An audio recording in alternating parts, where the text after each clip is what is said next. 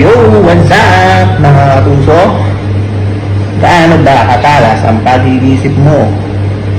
Gaano ka ba katalino? O gaano ka ba kabobo?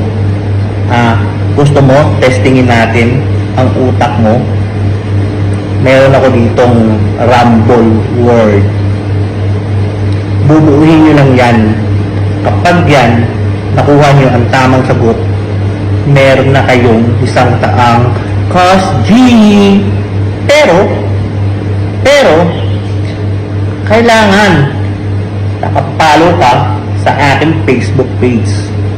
Nakasubscribe ka sa aking YouTube channel. I-screenshot mo lang yan at i-comment mo below.